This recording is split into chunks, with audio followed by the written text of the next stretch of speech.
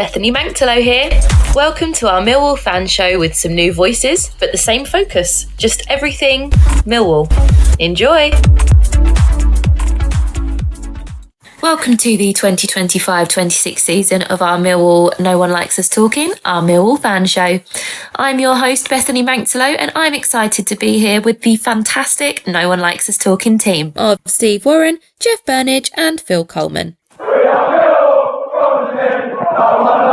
Not everybody likes them, but they don't care. Let's pause for a moment to hear about our sponsors, G&M Motors. Hi, this is Jess Tuffield from G&M Motors. Operating from a modern and purpose-built facility in Milton Road, Gravesend, G&M Motors offers a complete range of new Honda cars and services. As well as new Hondas, we have an extensive range of used cars, including ex-Motability cars from a variety of manufacturers. Specialising in new Honda cars, G&M Motors has been retailing quality new and used vehicles to the people of Kent and South East London for over 4 decades. We have been a Honda dealership since 1972 and are the country's longest serving supplier of this renowned marque. Conveniently sited just 2 miles from the A2, 10 miles from the M25 and Dartford Crossing, visitors to our showroom are assured a warm welcome from our experienced and friendly staff. Our facilities include an on-site workshop capable of providing full vehicle servicing and repairs, as well as an extensive parts department offering genuine Honda parts and accessories. The expertise of our skilled mechanics is not limited to just Hondas, but extends to most makes and models of motor vehicles. Whatever your motoring needs, visit us at G&M Motors today. The newly extended hours of our G&M headquarters means that you can contact us from 8 a.m. till 6 p.m. on weekdays and 9 a.m. till 6 p.m. on Saturdays. To contact us, call us today on 01474 365 026. Thank you, Jess. Debbie Julian's here. Don't forget to call Jess on 01474 81 3562. G&M Motors have been dear friends with the Julians family for over 4 decades now. From my dad Lenny to me, Debbie, Lions together.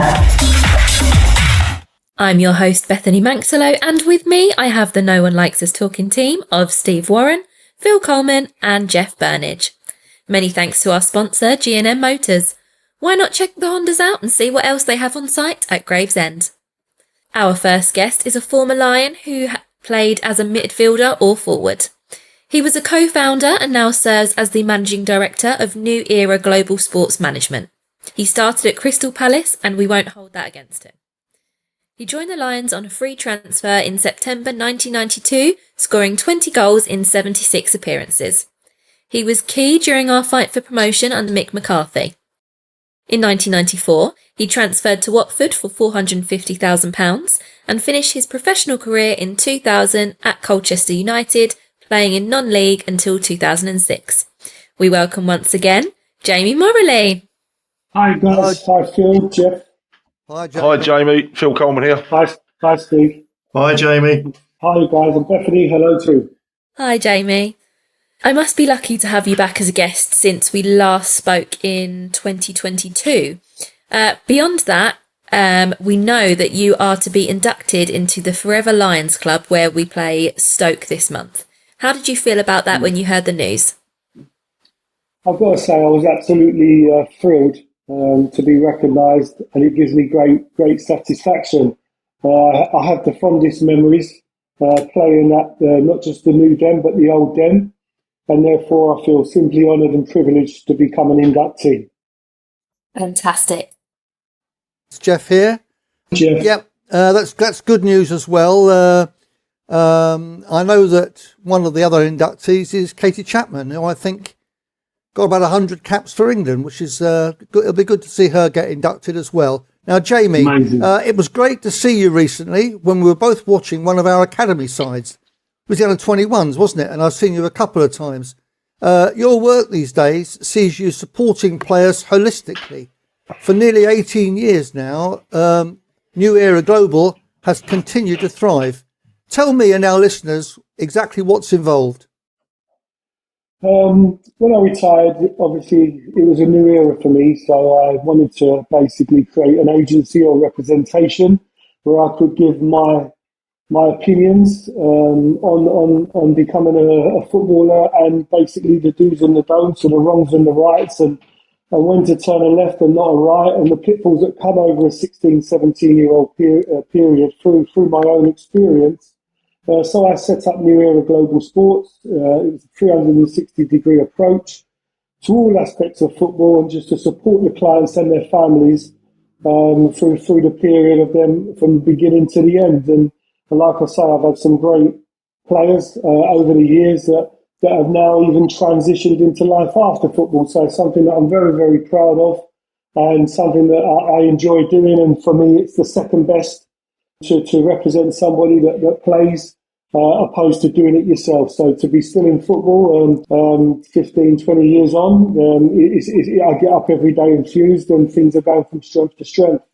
I can see your enthusiasm when we meet up on the touchline at the under-21s, and I know your agency is very well thought of. In fact, was nominated for Agency of the Year, wasn't it?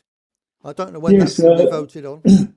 Yes, it was. The nominees came out in September, and the announcement will be in November. It was the top 10 agencies across the UK, alongside George Mendes's guested in Europe.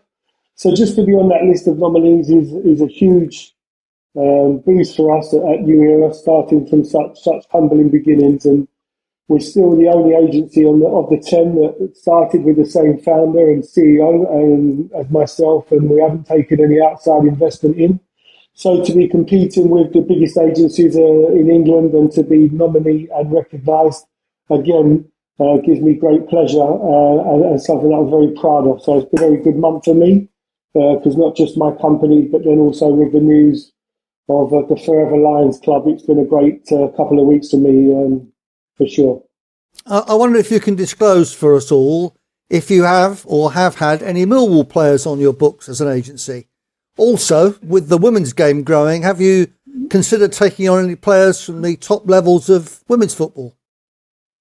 Yeah, over the years, I've had a few players, that have come and gone at Millwall, some younger ones, and I've also represented my manager when I was there, Mick McCarthy. So I've managed Mick for the last 8-9 years, and done some good deals for him back into the Republic of Ireland and Apayel, and then Cardiff and Blackpool. He's doing a couple of films at the moment, one called Saipan about the Roy Keane incident, and also another one about gambling within football, in terms of he's the manager and one of my clients, Ashley Williams, is the captain of that feature film. So they're two that are coming out for Nick. So I'm very pleased with that. He's still doing well.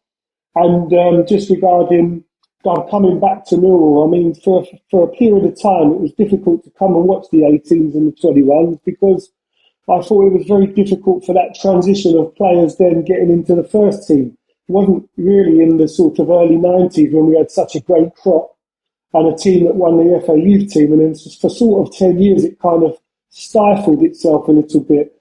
But of late, with so much youth and so much talent coming through the academy into the first team, it just opens the gateway again for people like myself to come down and look at the next generation of talent, knowing that there is an opportunity, a pathway again. So that's one great thing about Millwall of today, is that I feel that it's got that kind of buzz about the youth market again, and that really excites me. I'm really pleased, because we're in a hotbed of South London with so much talent, and it's just great to see so many youngsters getting their opportunity again. And there's one lad that I watched on the weekend, a boy called Archie Kirby. He's a right back, right wing back, could either end up a right centre back. He's all action, got loads of qualities, and definitely one for the future. I think the Millwall fans in the next couple of years will be watching him for sure. Thanks for that. Hi, Jamie. Phil Coleman here. Hi, Phil. Glad to talk to you, another former Millwall and Colchester player. Sure. Like Bethany, I was also on the show with you the last time in 2022, so the time's gone flying by. Yeah. Yes. Jamie, my time at Millwall was absolutely fantastic. It was terrific, and I had 2 stints there, and on the second occasion I played beside my brother Nick, which is a standout for me. What what was it for you that made your 2 seasons with the Lions a great experience, and any memories? Yeah, I think it was. I was there for 2 seasons, but really probably massive seasons within the history of the football club. Really, it was the last year of the old den, of which I was fortunate enough to play in the last ever game against Bristol Rovers, and then obviously there for the opening of the new den and taking Millwall Football Club into a new era. So to be part of that sort of transition was very, very memorable. I remember coming across Ian Evans, my assistant manager at Crystal Palace, brought me across to Millwall, and I knew that I had to hit the ground running, being handicapped with obviously being a former Palace player. So I knew that I had to hit the ground running. I'd heard the rumours of just kind of whether you'd been at Crystal Palace or Charlton, West Ham, coming, you had to hit the ground running. I'd see that before, after with teammates that made that transition. But I was fortunate enough to score my debut away at Charlton, and my home debut at Wolves, when it looked like the game was going to be called off. It was a waterlogged pitch on the day. So I just got a fantastic start. Come there in the October, scored 15 goals in the Championship as a 19-year-old. I think, the average centre forward in the league at the minute is sort of 24, 25. So to do that at 19, I was very proud of it. The camaraderie, the appreciation to go into training every day is something that I never replicated. I played for 9 or 10 other clubs, but my time at Millwall was unrivalled, and it was something that I just loved every minute of it. The fans, the hostile atmosphere, the hard work that was put in on a day-to-day, but then the kind of play hard, but appreciate, and then we drank hard, and we went out, and we had a real good mix of young talent coming through the youth team, but then the elders that kind of led the way, that took no prisoners, and you had to follow the suit. And I loved every minute of it. A very, very special club that's close to my heart. Like I said, after 2 years, I left for just short of $500,000, and probably maybe left too soon. If I had any regrets, maybe if I could have stayed on a little bit longer, my career may have gone a different route. But ultimately, I was privileged and honoured to play for such a fantastic club that still holds this very special place in my heart. Yeah, Jamie, you've just more or less summed up how I feel. I left too early, possibly, and I loved everything about the club as well. And there was a real buzz with the older players, giving the lead for experience, and everybody went out together, everybody trained together. And I'll give you this, Jamie, very few players have ever played at the old den and the new den. So you're in a unique little band there. And lastly, from me, Jamie, congratulations on your induction. Well deserved, young man. Thank you very much. Hi, Jamie. Steve here. Hi, Steve. Hi. Your first season with us saw you play in 2 West Ham games, scoring in the first minute in one, as we won home and drew away. West Ham got promoted and we were 1 spot off outside the playoff. You were our leading goal scorer and John Goodman was 3 behind you on 12. What were your highlights of that first season, and what were your expectations for the season that followed? Going in and making that transition, like I said, as a 19-year-old, and to lead the line for Millwall after knowing that so many unbelievable players that created the foundation, the history of the football club.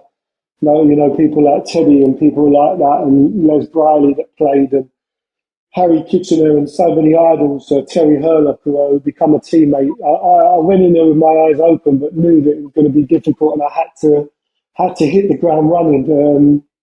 And like I said before, luckily I scored on my debut away at Charlton. They were ground sharing at Upton Park, and we beat them 2-0. And then the following week, my home debut against Wolves, and I scored. So to get 2 goals in 2 games and hit the ground running, the fans just automatically just took to me, and they were unbelievable. I mean, I loved them, and they had a young talent. The kind of Crystal Palace tag sort of went, and I become one of their own. And like I say, to score 15 goals in the Championship on my breakthrough season, 19 years old, was incredible, really. And like I say, to get the goal at West Ham away in the first minute live on the London match. Brian Moore, the commentator, just dipping in between two players and then side footing it past Ludo McCloskey. I've got to say, 30 years on, and it's the goal that stops me from buying a drink when I go into most South London pubs. Brilliant. You know that in the second season, can you give us an idea what the feeling was like going into the playoffs with Derby, with whom we'd already made 2 goalless draws in the league? Yeah, we played them the year before and we beat them, and then we had a couple of goalless tight games. This was the era of the Maxwell money, and they were the ones that really made that kind of first UK transition in becoming big spenders. Outside the Premier League with Pembridge and Tommy Johnson and Marco Gabbiadini, they really were the kind of glamour team at the time. And going into it, we from the year before when we just fell out of the playoffs in the last week, I think, after for most of the season. Newcastle and West Ham, we took them close. We felt that we should have gone up that year. And going into the season, we were very, very prepared going into our new stadium. And we was one of the informed teams, and we went there and we got beat at Derby, thinking that it was a game that we was going to win over the 2 legs, and we thought we'd go to Wembley and get promoted. There was so much belief in the team. We had that mix and blend. Terry had just come back for a second spell. We had brought Pat Van Den Ouwen and people like that to just give us that little bit of more experience second time. We played a very good brand of football from playing it from out the back. We had match winners in the team. And literally 180 minutes of football just shattered our dreams, really. And we got beat there. And then the homecoming, once we went 1-0 down, the pitch invasion, and it all went a bit sour. And it was just devastating. I remember going on holiday straight the very next day, just absolutely devastated and disillusioned. The fact that this team that had evolved just failed to get to the playoffs and final and not go up to the Premier League, which is where we all wanted to be and felt that we belonged. And it was kind of, I remember going away and my agent at the time called me and he said, Reg Bird contacted him and said that the club need £1 million because William Younger had pulled out and they've accepted a bid for Wolves for Neil Emblem, and Watford and Portsmouth have both bid for you and the bid's been accepted. You need to come home. And I've come home and literally I just went and signed. I went and met Jim Smith, come back. Glenn Roeder got on the phone at Watford and Elton John, and I went and signed. And once I was signed, a day later, my manager, Mick McCarthy, rang me up. He said, what am I hearing? I said, Gaffer, I've left. And he went, over my effing dead body. I said, I swear down, the club sold me. He was in 1994. He was with the Republic of Ireland team, and I know he just heard the news. And he didn't speak to me for 23 years. And then he rang me. I written him a letter. And then 23 years later, he was cleaning the shed with Fiona, and he came across a letter that I wrote to him in 1994, August, saying, Mick, I'm sorry, I thought you sanctioned it and was well aware. And he come across it, and he rang me up. He said, could I meet him in Chislehurst? And I met him in Chislehurst, and I become his agent. So how bizarre was that? Never spoke to him for 24 years. Brilliant. He didn't know nothing about it. And that was a kind of demise and broke up of that sort of squad very quickly. Kenny Cunningham, John Goodman, and Andy Roberts went to Wimbledon, and so on and so on. But unbelievable time. We had a lovely little training ground at Eltham. We used to work so hard. We used to run our socks off. It was a real hard knocks, driven by Keith Stevens and Ian Dawes. And like I say, we'd work so hard, but then the guys would take us to local pubs. They'll take us to the Punch and Judy in Covent Garden, and to a man you had to go, whether you was like Kenny Cunningham that never had like to drink and he'd have a pint of Coke, or somebody like, Gary Maguire that had 42 pints of lager and drive home. You had to be there, and that was the beauty about Millwall. It was that we was one band of brothers, and it's something, like I say, I never ever replicated it anywhere else I ever went. Brilliant. Before you go, I'd just like to say congratulations on your nomination. I'm sure it's well deserved, and it must be great to be recognised by your peers. Yeah, like I said, privileged to wear that shirt from my debut against Charlton to my last ever game, which was the Derby playoff game.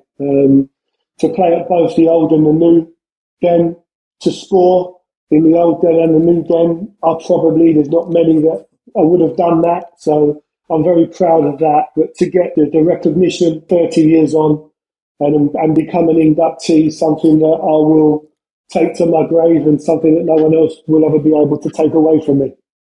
Brilliant. Thank you. Jamie, it's been great listening to you. You clearly thrived at Millwall. So on reflection, what do you put that down to?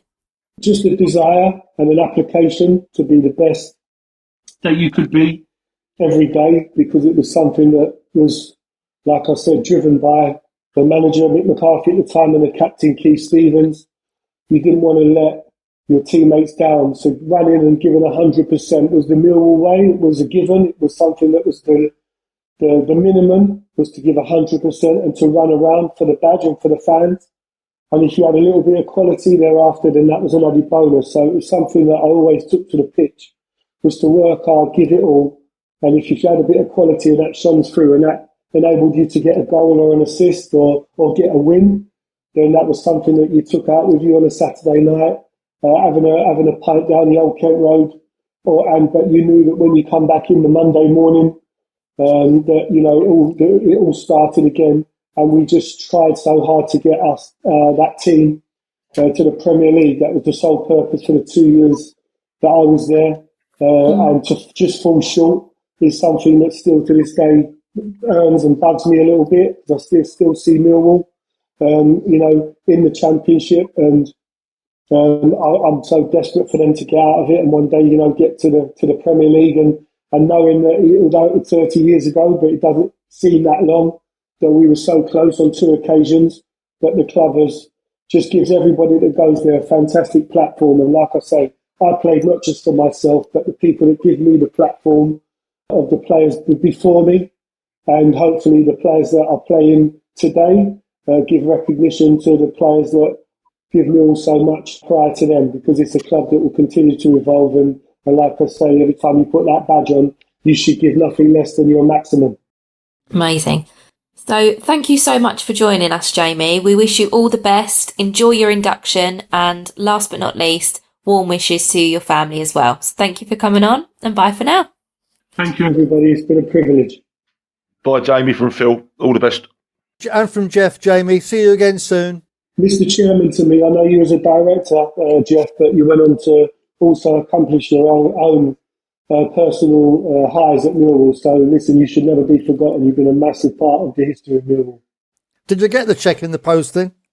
Bye, Jamie. Top man, thank you. Cheers. Cheers. We will take a break there and hear from Harvey Brown.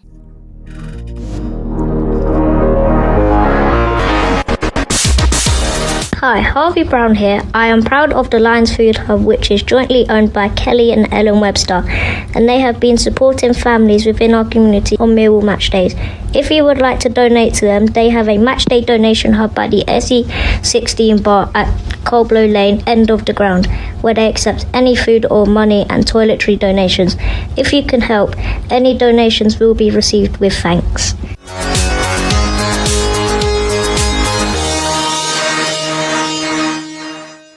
I'm your host, Bethany Manktelow, and with me I have the No One Likes Us Talking team of Steve Warren, Jeff Burnige and Phil Coleman. If you're attending the Den during the week, visit the Millwall Community Trust Lion Centre to make donation of food and funds. The Food Hub is supporting as many as 70 families. Your support is greatly appreciated. Many will be aware that Ellis Barr underwent an operation to improve her mobility. Since mid-September, she has continued her exercises to walk with the support of a frame. Her efforts, as seen in the video, were truly commendable. The No One Likes Us Talking team, Millwall Lionesses, Millwall Romans and Pride, and many of our listeners wish you the best for your continuing recovery. Here's Ellis now. Hello, Ellis here, and I'm glad to be back talking about Millwall. I know many have watched my videos. Thanks for your support along the way. It is now time to hear what all the Millwall teams are up to. Come on, Millwall! Thank you as always, Ellis. Paul Loding brings us the Millwall Romans and Pride's update. Hi, it's Paul Loding at the Millwall Romans with a little update. Great result for the Romans last Saturday, playing a Saturday game at St Paul's against Bristol. At the GFSC Cup, Captain Ade decided to not go with the advantage of the wind. Very, very windy day last Saturday. And decided to go against the wind in the first half, which did cause us a few problems, a few defensive mistakes, and we ended up going down 2-0 before entering half-time, just nicking a goal back to make it 2-1. We definitely settled into the game a lot more. The first half, we tried to play some football, but very scrappy. Second half, we much better positioning, much better play. And it did feel like at parts that we weren't going to get the equaliser or another goal, the third goal, to get through. We hit the bar a couple of times. It was going wide. But we did manage to get the equaliser and then carry on scoring from there and finish the game 5-2 in the end. Next round of the Cup, the GFSN quarter-final, is being held at St George's Park, the England training facilities up in the Midlands. All the teams get together and play on the one day. That's coming up in November. We're just waiting for the draw to see who we're going to get. Mersey's still in the knockouts as well. Hopefully we don't get them straight away. But yeah, great result all round. This weekend, Saturday, we're attending the annual Titans tournament. It's an 11-a-side tournament. Clubs across London come in to enter the competition. It's 11-a-side, 30-minute games. It goes on all day. We played really well last year, got through to the semi-finals before losing on penalties. So we're looking forward to that this weekend. Amazing. The Lionesses travelled to Ashford Town in the Women's FA Cup, and Myles picked up the story for Maritime Radio. The Millwall Lionesses produced a stunning attacking display to power through to the first round proper of the Adobe Women's FA Cup, brushing aside Ashford Town with an emphatic win away from home in the third qualifying round on Sunday. The game began in dramatic fashion as Millwall were awarded a penalty inside just 2 minutes, only for it to be overturned by the linesman. But that early setback didn't faze the Lionesses, who were in a ruthless mood from then on. By the 7th minute, the visitors took a deserved lead. Maisie Joyce found the net after some excellent work down the left flank by summer signing Elsa Ajupi, the first sign of what would become a dominant afternoon for Millwall. Only 3 minutes later, Ajupi doubled Millwall's advantage herself, coolly slotting the ball home from close range into the bottom corner to make it 2-0. Ashford briefly threatened from a response when Ellie Nish rattled the post after a sweeping move across the pitch in the 12th minute, but Millwall soon reasserted control. In the 38th minute, Ajupi grabbed her second of the day, finishing off a flowing midfield move to put Millwall 3-0 ahead. Just before the break, Ashford pulled one back through Charlotte Close, who struck in added time to make it 3-1 at half-time. The Lionesses wasted no time in restoring their cushion after the interval. On 59 minutes, Ajupi completed her hat-trick, meeting a pinpoint cross from Mia Lockett with a composed finish to make it 4-1. Captain Kira Watling then added her name to the score sheet on 70 minutes, curling home a superb free kick to make it 5-1.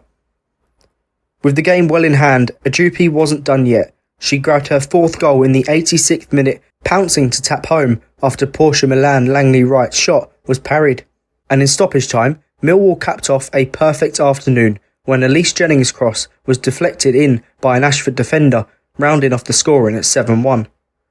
It was a commanding performance from the Lionesses, who looked confident, clinical and full of attacking flair throughout. The victory means the Millwall Lionesses will host Cheltenham Town in the first round proper of the Adobe Women's FA Cup on Sunday the 26th of October. Before that, they're back in league action next weekend away at Rectory Park against Sport London e Benfica with kick-off at 2:30pm. Myles Thornton, Maritime Radio. Kai Bennett from the Millwall Community Trust had a lovely chat with Elsa Ajupi the next day, celebrating her impressive 4-goal performance. Elsa, 7-1 win in the FA Cup. You must be absolutely delighted with that, especially after a couple of weeks of league action where it hasn't gone so well. I know we won 6-0 against Glebe, but another good showing of goals as well. Yeah, it was a great game. I mean, I'm happy to score 4 goals, obviously, and just I think the whole team put in a great performance, and I think everyone deserves to get the praise from yesterday. It's a team effort at the end of the day, and yeah, the goals are good. I'm happy with the goals, and I'm happy we won as a collective, and yeah, it was really great. Talk us through the 4 goals as well. well. You got the hat trick. You decided to get one more as well. Clever little finish in there as well. A little back heel from Mia's cross. Just talk about the goals. You like a goal there, don't you? As well. Yeah, exactly. It's perfect in the box. Like especially the back heel goal was something. Just a bit of flair, a bit of fun as well. And Mia to drive in all the way. Like she's always driving down that wing, and I'm always making sure I'm ready there to just a little tap in. But yeah, it was a great goal, and I'm really happy to finish that as well. So yeah. And back to league action this weekend. Sport London, Benfica. Hopefully more of the same straight into that one. Yeah, hopefully we all go in together and just battle again till the last minute like yesterday's game, and just hope for the best, and hopefully we get a win out of it as well. So really excited for the weekend. Fantastic. Elsa just signed this season, and good to hear that our Mia Lockett was impressive going up and down the wing. Our second guest has been a passionate supporter of Millwall Football Club for many years, and we're truly grateful for the generous time he shared with us on this show. His exciting journey into broadcasting started when, as a DJ, he was invited to do a 2-hour slot on hospital radio at East Dulwich Hospital. That experience genuinely ignited his love for broadcasting. Since then, he's worked alongside Dino Standing and Adrian Wisson on the Millwall radio show from a studio in Abbey Wood, and later with George Lampy on Lions Live until it ended. Now he's part of Our Millwall Fans Show. Please give a warm welcome to Dave Hart. Hi, Dave. Good evening, everyone. Hello, Dave. Hi, Dave. Steve, Phil. Hi, Dave. Hiya. Bethany. Hello. Dave. Hello. We'd love to hear the story of how you started supporting Millwall and your journey so far. How did it all begin? Oh, that's a lot. Well, my family came from Abbey Road and Dockhead, so it was only obvious that they all supported Millwall, and that I would end up going to Millwall. So when I was 9, I went along with my dad and my older brother John, and I was taken to the Old Den, 1958, August sometime, and saw Millwall beat Carlisle 1-0. And that was it. I was hooked. So, yeah. Fantastic. Dave, Phil Coleman here, mate. Hello, Phil. Oh, hiya, mate. Dave, over the years, many players will have caught your eye with their amazing performances displaying and wearing the Millwall shirt. Who would your top 3 be, and what makes you choose them? Your top 3. That's a tough one. Ooh, top 3. I mean, there's obviously so many. Various, from Anton Tulikowski, Steve Morrison, Lee Gregory, Neil Harris, Tim Cahill. The list is so long. So, let me see. So, top 3. Well, let's go with Derek Posse. He was a prolific goal scorer for Millwall. I think he came to us 1967, and there was a typical poacher working alongside, Weller, who's a legend in his own right. But he was a poacher, old Posse, and he also got the goal of the season against Birmingham, on the big match. So that was something to see. If you get a chance, watch it on YouTube. It's a fantastic goal. So moving on to second place, I think it's got to go with probably Neil Harris. I mean, what can I say about Neil Harris? He's just done everything. Tore up the record book and written his own story, scored a maximum amount of goals for the club, done so much to the club as a player and manager, and Mr. Millwall, I would say. But let's go to number 1. I'd say Barry Kitchener. Barry was a man giant. He was just a leader. He just led from the front. And when he made his debut, I think it was he came on for I think Harry Cripps and played at left back, and an absolute stinker of a game. And I think he walked off the pitch, was booed off the pitch, and he went away. And the next game he came back and never looked back, and it just led from the back. And back in those days, Kitchener, if he didn't get you, Dorney was there to sweep up behind him. So I would say Barry Kitchener would be my number one. Oh, cheers, Dave. 3 great players here, and as you say, Barry Kitchener, I had the pleasure of playing beside him, and one colossus of a man. So, thanks for that, Dave. Hi, Dave. It's Steve. Hello, Steve. Hi, mate. Which Millwall game brings you the greatest memories? Oh, difficult. There's been a few of those. Yeah, I mean, there was 2 games against Sheffield Wednesday. A 4-2 win and a 4-4 draw. Oh, the 4-4 draw was a really, really great game to watch. Then there was the auto windscreen screen semi-final against Gillingham when they played the old golden goal. I know we kicked off in the golden goal period, and it didn't last very long because Sads stuck the ball in the net and we was off to Wembley. So that's a real one to remember. But one of his most recent game, it has to be the best one. It was the 4-3 away win at Leeds. Well, I know it must have been about 5, 6, 7 years ago. But that was a fantastic game. Probably the best away performance I've ever seen the Millwall play. Brilliant. Thanks, Dave. Dave, Jeff Burnige here, mate. Hello, Jeff. It's nice to have you on that side of the mic, Dave, rather than asking the questions. You did a brilliant job trying to think of the 3 greatest players. That must have been very difficult doing that off the cuff, but I certainly agree with Barry Kitchener. He's my number one. Absolutely. Not many fans admit to actually shedding tears. They say most men don't, after all. But there have been many moments when we were near to tears. What about you? Have there been any moments as a Millwall supporter that truly moved you to tears? Jeff, there's been a few that have been really get you on the verge of it, but I think the FA Cup semi-final against Sunderland at Old Trafford, that was the one. When the final whistle went, brother-in-law was just in a block next to us at Old Trafford, and he came towards me and I walked towards him, and when we got together, we actually realised, it dawned on us we'd actually got to a cup final, and we could both burst into tears. And then there was, looking around, there's so many people, grown men, doing the same thing, crying. It's just unbelievable. Yeah, that'd be the one for me. I remember that one as well. I think that's one of mine as well. I think. Absolutely. But what about? Did you go to Hull to see us clinch our place in the old First Division? Yes, that was another unbelievable night. Yeah. It's there's a few games that season that stick out in your mind. I think the one that I remember.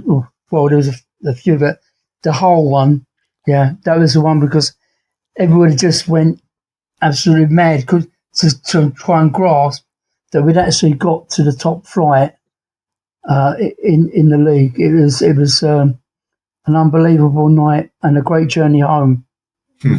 Yeah, it really was. I mean, most Millwall fans had 2 ambitions: get in the First Division and get to a cup final. And we're lucky enough, our generation, we did both, didn't we, Dave? Well, yeah. I mean, to be fair, up until when we got to the First Division, the club had not achieved anything, and somebody that was born sort of early 80s would have encapsulated the whole lot.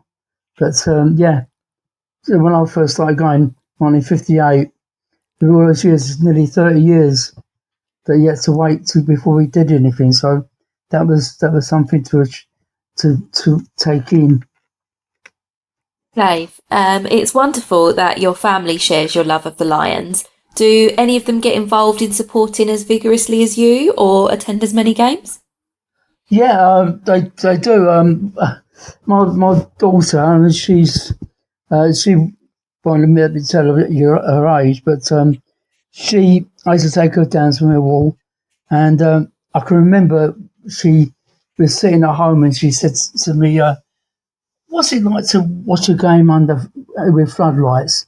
So I said, well, it's the same as a game, but instead of daylight, you've got floodlights illuminating the pitch.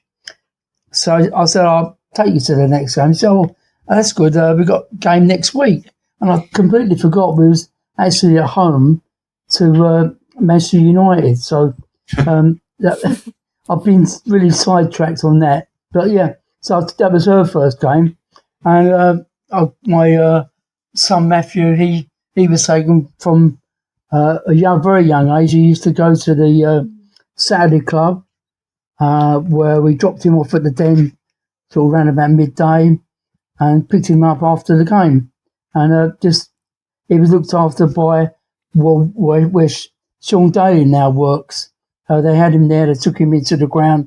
He saw the game. As I say, we picked him up after the game.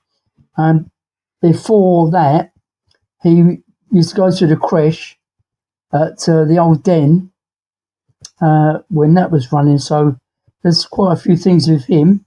And his wife goes to Millwall. She's an ardent Millwall fan. My grandson, Tom, he's an ardent Millwall fan. Everybody, really. We all still go and sit up there in Block 10, like climbing Mount Everest for me at my age, but there you go. I feel your pain. Yes. I'm in Block 6 and it don't get any steeper, it just gets worse and worse. I'm in Block 4 and I do it in stages.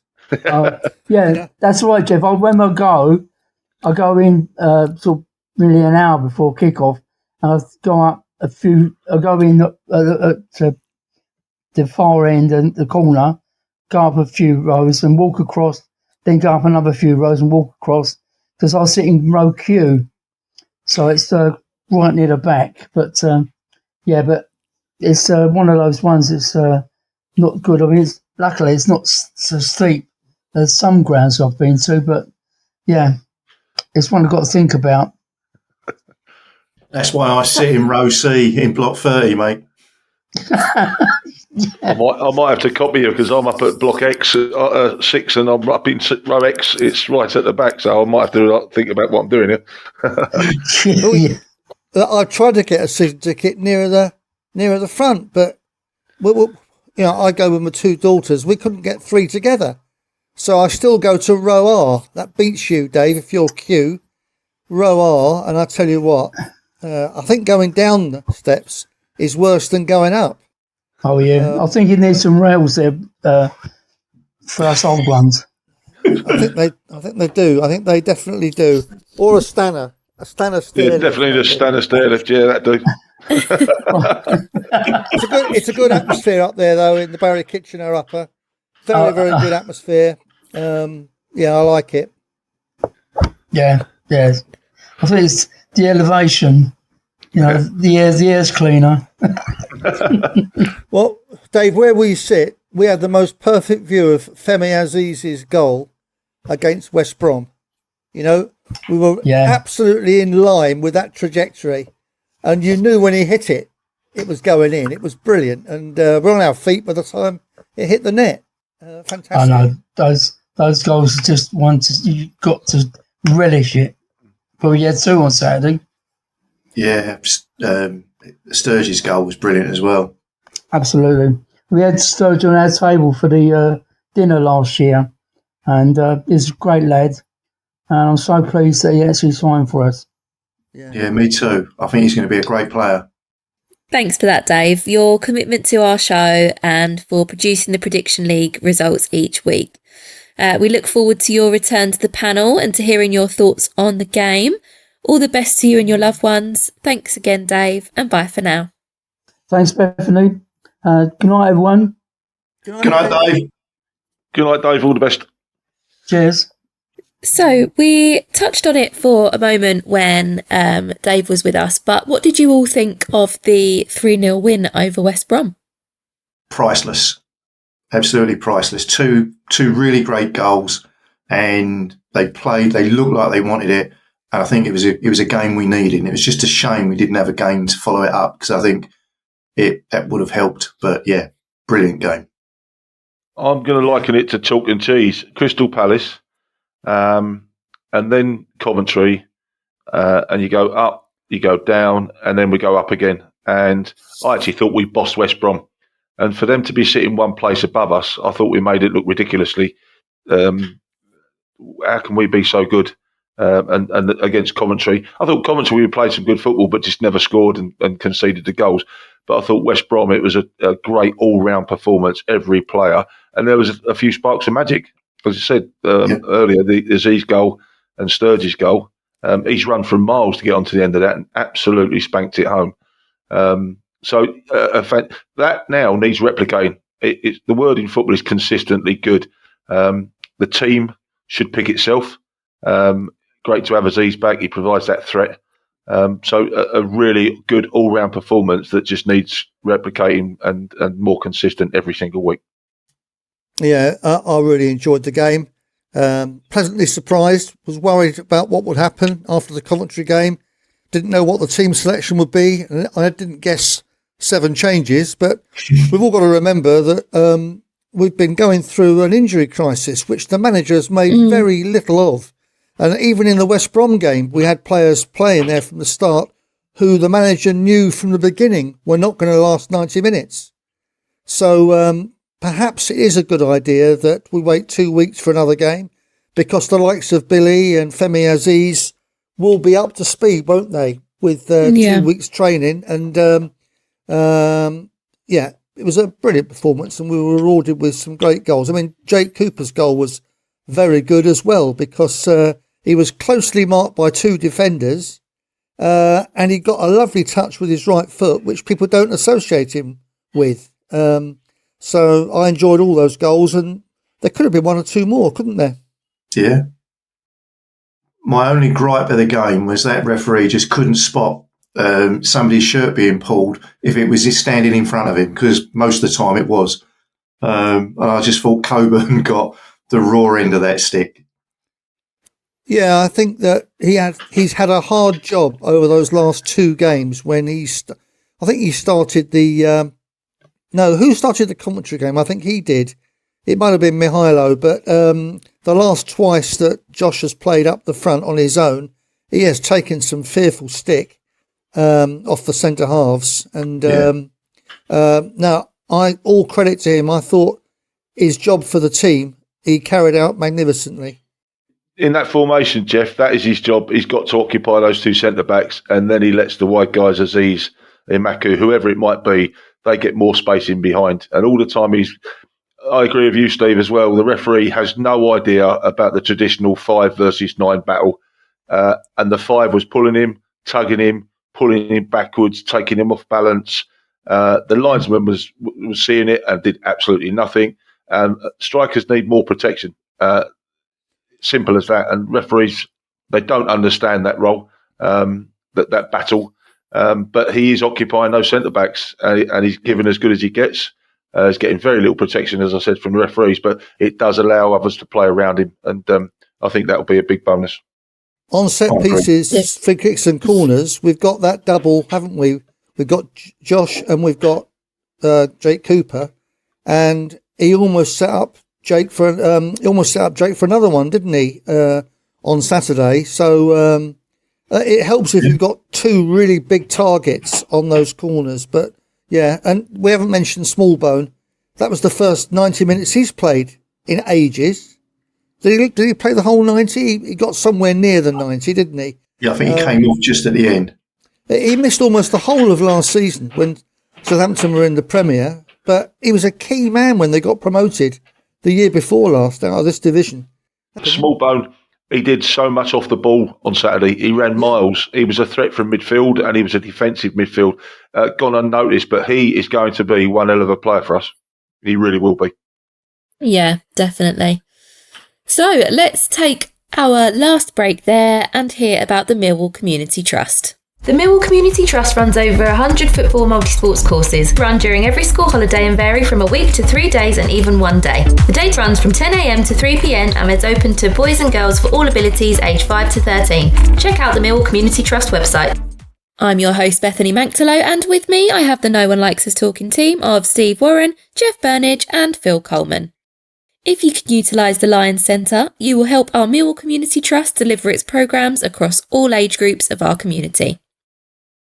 We are all looking forward to the next game, but in the meantime, here are a few matters of interest for Millwall fans and those interested in football.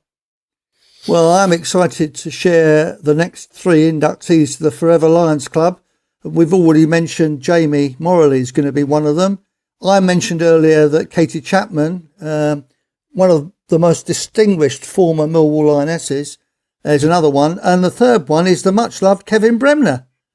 These beloved former players will all be honoured on the pitch during half-time of our upcoming home game against Stoke City on, I think it's a Tuesday, on October the 21st. Let's celebrate their significant contributions to our club. We're delighted to announce that next Friday's show will feature the one and only Myles Thornton back as our host. He's going to be joined by a fantastic panel, including Stan Godwin, Steve Warren once again, and our very own Director General, Jules Lampy.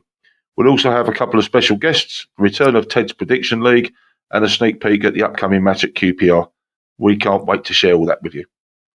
The Millwall Lionesses are heading to Sport London Benfica for an exciting league match at the Rectory Park Sports Facility, located at Ruislip Road, Northolt, UB5 5FA. The game kicks off at 2:30 p.m. this Sunday. If you're able to join us, our Lionesses will be genuinely grateful for your outstanding support. You can listen to the No One Likes Us Talking team as they provide reports from our games, both home and away, for the Lions, Lionesses, Romans and Pride. You'll also receive updates on Millwall community matters on Maritime Radio, broadcasting at 96.5 FM or via their website. You can find us on Instagram, Facebook, X, formerly Twitter, YouTube, Spreaker and all the popular podcast platforms. Thank you, Jeff. Thank you, Bethany. Thank you, Dad. Thank you, Bethany. And thank you, Phil. Thanks, Bethany. And a big thank you to you all for tuning in. Now tonight we are excited to enjoy playing the Las Vegas version of Let 'Em Come, crafted by our talented Andy Petman. I can't wait to see everyone having fun with this very unique take. Finally, let's not forget to keep it safe on the streets out there. Good night.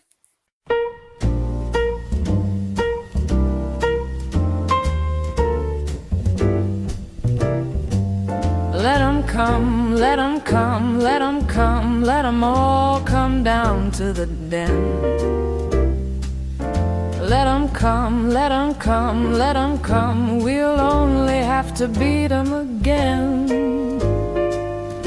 It's the best team in London, no, the best team of all. Everybody knows us, we're called Millwall. Let 'em come, let 'em come, let 'em come, let 'em all come down to the den. It's Saturday in Cold Blow Lane, we've all come down to cheer. We've had our jellied eels and our glass of beer. Come rain or shine, our families will bring. And as the Lions run on the pitch, everyone will sing. Let 'em come, let 'em come, let 'em come, let 'em all come down to the den. Let 'em come, let 'em come, let 'em come, we'll only have to beat 'em again. It's the best team in London, oh, the best team of all. Everybody knows us, we're called Millwall. Let 'em come, let 'em come, let 'em come, let 'em all come down to the den. It's Saturday in Cold Blow Lane, we've all come down to cheer. We've had our jellied eels and our glass of beer. Come rain or shine,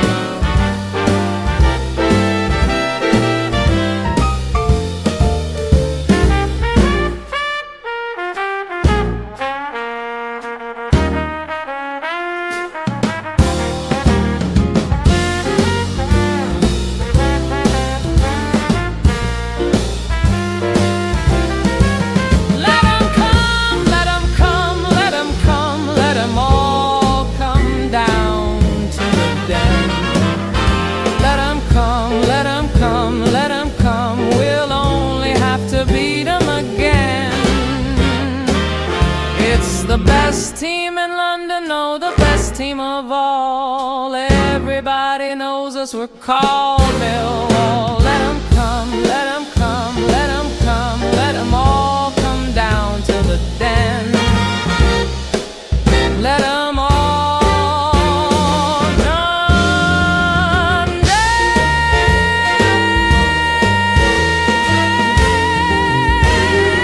down to the den.